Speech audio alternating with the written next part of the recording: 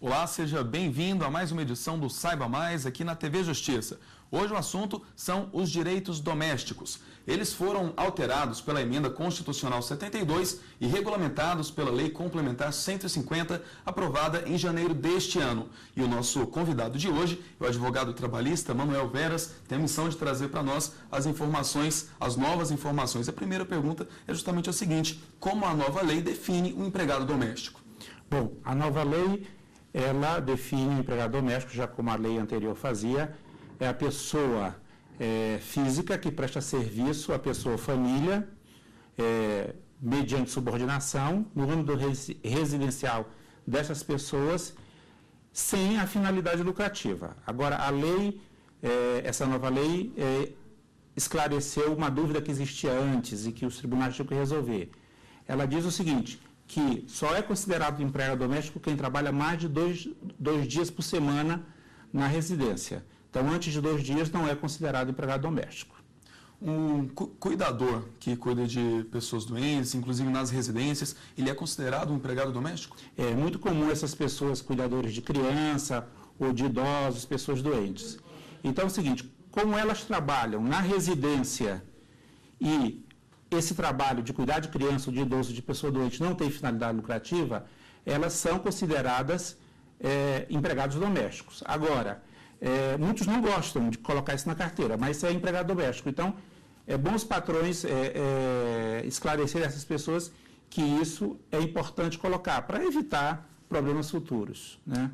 Os empregados que cuidam de sítios, fazendas, eles também se enquadram nessa categoria? São empregados domésticos? Depende de como esse sítio, essa fazenda, essa chácara é usada.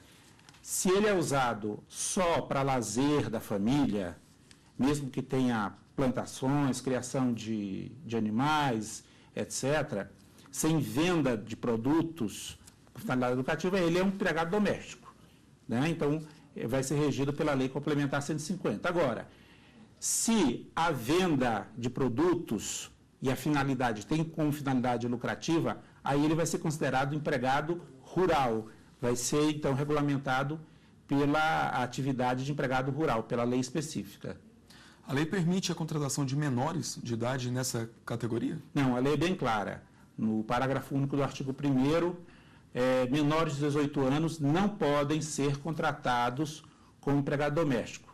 Isso evita a questão do trabalho escravo infantil, né, que o governo brasileiro vem combatendo aí há já algumas décadas. O empregado doméstico pode ser contratado por prazo determinado? Sim. Tem o chamado contrato de experiência, né, que é aquele contrato que a pessoa faz um contrato por 90 dias, ou seja, esse contrato pode ser até 90 dias. Ele pode ser menos que isso, mas ele pode ser renovado, mas o somatório não pode ultrapassar os 90 dias, tá certo? E tem o outro tipo de contrato por prazo determinado, que pode durar no máximo 2 anos, né, que é para substituir alguém, né, que está afastado por algum motivo, ou algum problema eventual, extraordinário de trabalho, tá certo? Ultrapassado esse prazo de 2 anos, esse contrato continuar, ele se transforma num contrato por prazo indeterminado. E a questão do piso salarial? A nova lei complementar prevê a questão do piso salarial para o empregado doméstico? Sim, a Emenda Constitucional 72 estendeu todos os direitos que estão no artigo 7º para o empregado doméstico, que não acontecia antes. Inclusive, o piso salarial. Ocorre que o empregado doméstico não tem piso salarial estipulado por lei, nem em convenção coletiva. É meio difícil fazer uma convenção coletiva ou um acordo coletivo. Então, esse inciso do artigo 7º é regulamentado pela Lei Complementar 103, que diz que os governadores do Estado e do Distrito Federal podem encaminhar projeto de lei para suas assembleias, estipulando um piso salarial. Então, quem vai ser beneficiado por isso? Aquelas categorias, como o doméstico, que não tem piso legal ou estipulado por acordo de convenção coletiva, tá certo? E a lei prevê um acréscimo no salário do empregado doméstico quando ele acompanha o empregador em viagens, por exemplo? Sim, há uma previsão de acréscimo de 25%, tá certo? No salário, sobre o salário normal, o salário que consta na carteira de trabalho. E qual a jornada de trabalho? Bom, a jornada de trabalho é aquela que está prevista para qualquer trabalhador, 8 horas diárias e 44 semanais. E, no caso de pessoas, cuidadores de idosos, etc., que tem que acompanhar a pessoa, é possível, a lei permite aquela jornada de 12 por 36, ou seja, 12 horas de trabalho ininterruptas, né? Aí computando o intervalo para descanso, de alimentação, e 36 de descanso. Em geral, essas pessoas são cuidadas por mais de uma pessoa. Então, nesse caso, é possível fazer essa jornada de trabalho. Ainda na questão da jornada, a lei prevê também uma mudança de compensação de horas e há limites para isso? Sim, principalmente para quem acompanha, né, o empregador em viagem. Então, essa compensação é feita na base de 40 horas. Né? Então, essa compensação pode ser feita através de banco de horas, tá certo? E pode ser feito também com o pagamento de hora extra. Pode acontecer que essa compensação tem que acontecer no prazo de 1 ano. Pode acontecer que o empregado seja demitido antes desse 1 ano. Então, se ele for demitido, ele tem que receber essas horas, ele não vai poder compensar. E ele vai receber isso como hora extra, tá certo? E a nova lei prevê uma possibilidade de trabalho noturno e como que é feito o pagamento, como é que é tratado o trabalho noturno do empregado doméstico? Essa foi uma das grandes discussões, porque a Emenda Constitucional 72 é de 2013, trouxe todos os direitos que estão no artigo 7º, trouxe o direito à remuneração do trabalho noturno. Mas precisava da regulamentação, que só veio esse ano com a Lei Complementar 150. Então, ficou parecido com o que está na CLT. Né? Primeiro, a hora noturna é menor que a hora normal, ela é de 52 minutos e 30 segundos. E o adicional noturno é de 20% sobre a hora normal, tá certo?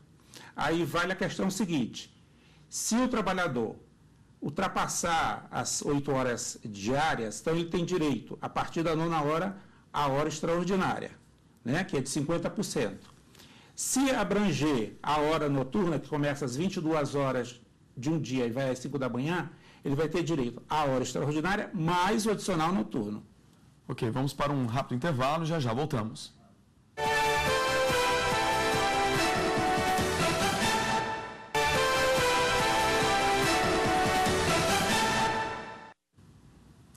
Estamos de volta com o Saiba Mais de hoje, falando sobre direitos domésticos. Conosco, o advogado Manuel Veras, advogado trabalhista.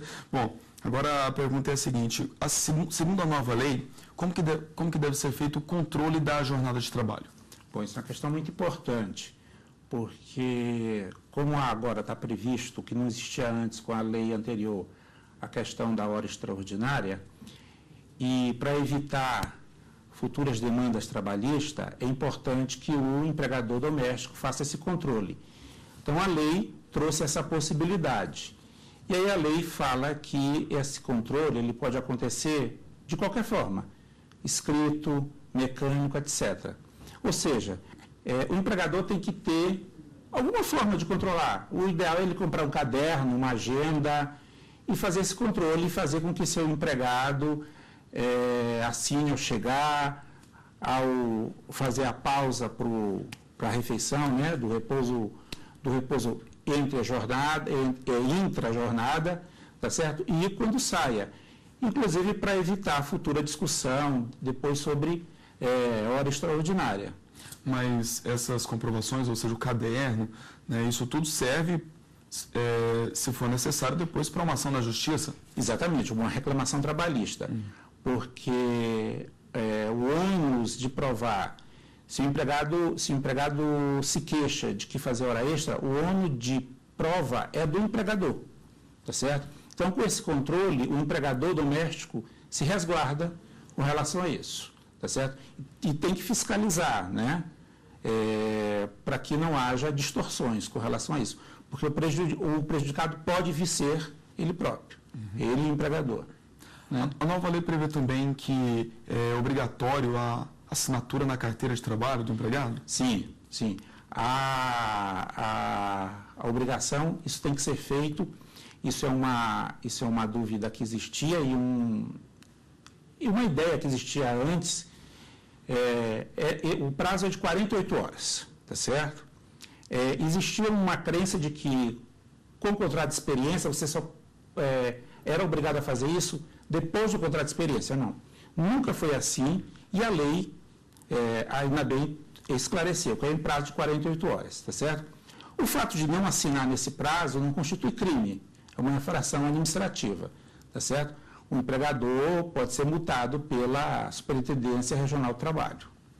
Tá, mas a questão da carteira de trabalho, ela só é obrigatória e necessária quando é comprovado o vínculo empregatício?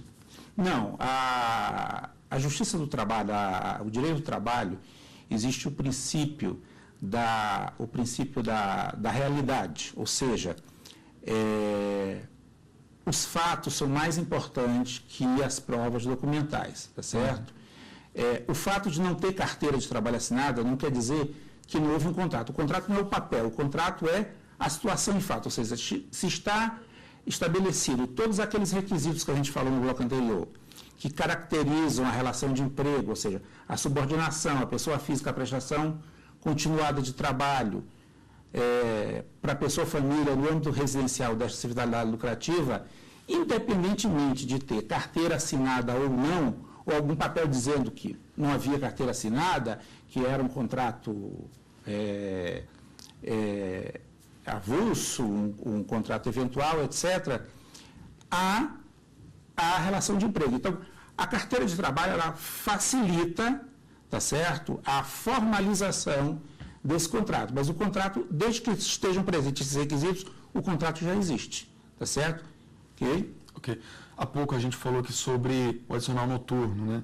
E agora em relação à carteira de trabalho. Mas as comprovações do trabalho noturno que aquele empregador doméstico prestou também devem estar ali esclarecidos na carteira de trabalho? Não é preciso. É preciso fazer no controle. No controle, ou seja, se a pessoa vai fazer o trabalho noturno, ela tem que assinar no início da jornada e no final da jornada. E colocar o horário. Então, se ultrapassar se a prestação de serviço for a partir das 22 horas, isso já caracteriza o trabalho noturno. Ok. Agora, em relação à folga remunerada, né? O repouso semanal remunerado. Assim como em outras categorias, no caso do empregado doméstico, a nova lei também prevê isso. Sim, isso é um direito constitucional, tá certo? Mesmo que a lei não prevesse, ele teria direito. Então, é exatamente como diz a Constituição. Ele tem direito a um descanso semanal remunerado preferencialmente aos domingos, ou seja, não é obrigatoriamente aos domingos, tá certo? Isso tudo depende do acordo. Por exemplo, pode ser alguém que tenha um tipo de trabalho que no domingo ele esteja trabalhando, etc., e que ele folgue outro dia, então ele quer que o empregado dele também folgue nesse dia. Isso vai depender de acordo entre as partes, tá certo? Agora, constando isso, é bom que isso conste na carteira de trabalho. Tá? Entendi. Bom, o senhor falou agora sobre o acordo, né? Que desde que seja feito um acordo entre as partes, está tudo ok. Mas e quando o empregado ele precisa de uma folga em outro dia da semana, por exemplo? O senhor disse que preferencialmente no domingo, mas a lei deixa isso aberto? Também pode ser feito como um acordo ali? Pode. Eu acho que essas coisas se faz... É uma relação tão próxima e que, se por acordo, pode fazer isso. Agora, o ideal é que essas coisas sejam feitas por escrito, né? Em várias partes da lei, se pede que esse acordo seja feito por escrito. Por exemplo, quando o empregado acompanha aquilo que a gente falou há pouco, o patrão, o empregador em viagem. Então, a lei recomenda que haja um acordo por escrito entre as partes. Então, é sempre bom esse acordo por escrito, porque evita, no futuro, possíveis demandas, tá certo? Se o empregado levar a questão para a Justiça do Trabalho, o empregador tem como provar que houve um acordo, tá certo? Ok? No bloco anterior, a gente falou sobre o empregado acompanhar o empregador numa viagem, por exemplo. Mas é possível que ele faça descontos no salário do empregado de alimentação, hospedagem, por exemplo, durante essas viagens? Não, é proibido. É proibido, tem um artigo próprio dizendo isso, tanto esse desconto durante a viagem, como, mesmo que não viaje, a questão de vestuário, se o empregador exige que o empregado use uniforme, então ele tem que fornecer esse uniforme, a questão de alimentação, tá certo? A questão de transporte. Então, tudo isso não é considerado remuneração e, portanto, não pode, além de ser considerado remuneração, ele não pode descontar, porque isso são meios para que o empregado preste seu serviço. Ok, vamos para um rápido intervalo e já voltamos.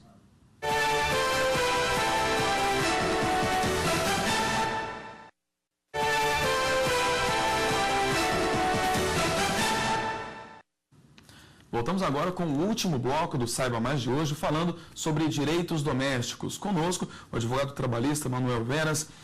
O que a nova lei prevê em relação à licença e salário maternidade? Tem alguma diferença e quais as novidades? Bom, são dois institutos diferentes, né? A licença maternidade é um direito trabalhista e o salário maternidade é um direito previdenciário. O empregado doméstico tem direito aos dois, a empregada, né? Tanto a empregada que tem filho mediante parto natural, como a que adota, né? Então, o prazo da licença maternidade é de 120 dias, quer seja a criança mediante parto ou adoção. Como o empregado doméstico ele é segurado da Previdência Social, tá certo? Existe a contribuição dele, do patrão para isso, ele tem direito, no prazo da licença maternidade, 120 dias, receber o salário maternidade, né? Porque durante o período da licença maternidade o contrato vai estar suspenso, né? Então ele não vai receber salário, ele vai receber o seguro, a previdência social, tá certo? E aí lembrando uma coisa muito importante, a empregada doméstica gestante, né, assim como as demais empregadas, elas têm direito também à estabilidade, tá certo? Que é desde a confirmação da gravidez até 5 meses após o parto. Então, veja, quando ela retorna da licença maternidade, tá certo? A licença maternidade 120 dias, 4 meses. Ela ainda tem 1 mês de estabilidade, tá certo? Então, ela não pode ser demitida até o final do 5º mês, depois do parto. Então, um aviso prévio, se o empregador quiser dar fim à relação empregatícia com a sua empregada doméstica, ele só pode ser dada ao final do 5º mês, tá certo? Depois do parto. Ok, bom, o senhor falou aqui de um prazo de 120 dias, no caso da licença maternidade, também a questão da estabilidade de mais 1 mês, mas o que a nova lei prevê em relação a outras modalidades de maternidade? Por exemplo, a mãe adotiva, né? Nesse caso, a lei prevê também esses mesmos direitos, no caso 120 dias, a estabilidade? O mesmo direito, tanto a licença maternidade quanto o salário maternidade. Não há nenhuma mudança com relação a isso, os direitos são iguais. Tá certo? Basta a mãe adotiva, né, ela apresentar como é que se chama? A decisão do juiz de aguarda para fim de adoção, como se chama, tá certo? Então ela vai ter direito a o mesmo prazo que a empregada que teve o filho mediante parto. Entendi. Bom, o empregado doméstico, segundo a nova lei, ele é obrigado a se filiar a um sindicato, por exemplo? Não, nenhum trabalhador no Brasil é obrigado a se filiar em sindicato. Isso está no artigo 8º da Constituição, tá certo?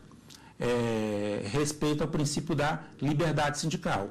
Um dos aspectos do princípio da liberdade sindical é o poder, a prerrogativa que o trabalhador tem de se filiar. Ele não é obrigado a se filiar a sindicato, tá certo? Assim, e se ele for filiado, ele pode se desfiliar a qualquer momento, tá certo? Isso não é para qualquer trabalhador. Ok, bom, só para a gente esclarecer um pouco mais sobre a pergunta anterior em relação ao direito da maternidade, o prazo de licença, enfim. Em relação à jornada de trabalho, a mãe que ainda está em fase de amamentação, ela tem também algum direito, a questão da jornada reduzida, pausa na jornada de trabalho para fazer a amamentação ou não? Olha, a lei do doméstico, ao contrário da CLT, não tem essa previsão. Mas é possível sim, em acordo com o empregador, é possível que isso seja feito, Não há nenhum obstáculo da lei com relação a isso. Bom, vamos avançar. O que é o Simples Doméstico? Após a contratação, qual o prazo que o empregador tem para cadastrar o empregado no Simples Doméstico? Bom, o Simples Doméstico foi criado, é uma forma integrada que o empregador tem de recolher todas as contribuições. Então, a previdenciária, né, tanto a do empregado, né, porque o empregado ele é segurado da Previdência Social, né, que é o seguro social. Então, ele tem a contribuição do empregado, que pode ser descontado da remuneração dele, que vai de 8% a 11%, dependendo da faixa salarial dele. Tem a contribuição do empregador, que antes era de 12%, agora é de 8%. Né? Isso tem que sair do bolso do empregador, tá certo? Tem uma contribuição adicional de 0,8%, que é para custear os benefícios acidentários, que os trabalhadores domésticos, antes da Emenda Constitucional 72, não tinham direitos, tá certo? Tem a contribuição do FGTS, né, que antes era opcional, né, passou a ser obrigatório, tá certo? Também de 8%, e tem mais uma obrigação, que é de 0,2%. Para que serve esse 0,2%? É a questão do FGTS. Então, veja o seguinte, o empregado CLT, quando ele é demitido sem justa causa, ele tem direito a receber uma indenização. Que indenização é essa? 40% sobre o saldo, equivalente ao saldo da conta vinculada ao FGTS. O empregado doméstico não é assim. O empregado doméstico, o empregador vai recolher todos os meses 3,2% referente ao salário depositado numa conta. Então, se o empregado doméstico é demitido sem justa causa ou de forma arbitrária, a indenização dele vai ser o dinheiro que está depositado nesta conta, feito com essa contribuição de 3,2%, tá certo? Se o empregado é demitido por justa causa, quem vai acessar esse dinheiro, essa conta vai ser o empregador. Entendi. E como deverá funcionar o seguro-desemprego? O seguro-desemprego está previsto o valor de um salário mínimo durante 3 meses, desde que o empregado tenha sido demitido sem justa causa ou de forma arbitrária. Tem direito a aviso prévio proporcional? Tem, porque isso é um direito constitucional. Né? Então, o aviso prévio é de 30 dias, se o empregado tem até 1 ano de contrato, né? E a partir de cada ano completo, depois do primeiro ano, vai aumentando em 3 dias, tá certo? Chegando a um total de 90 dias, tá certo? Então, para cada ano, 3 dias. Então, aquele trabalhador que tem 10 anos de casa, ele vai chegar a 90 dias, porque é 30, tá certo? E mais 3 dias por ano, okay. Tá certo? Bom, nossa última pergunta, então, existe a possibilidade de indenização em caso de despedida sem justa causa?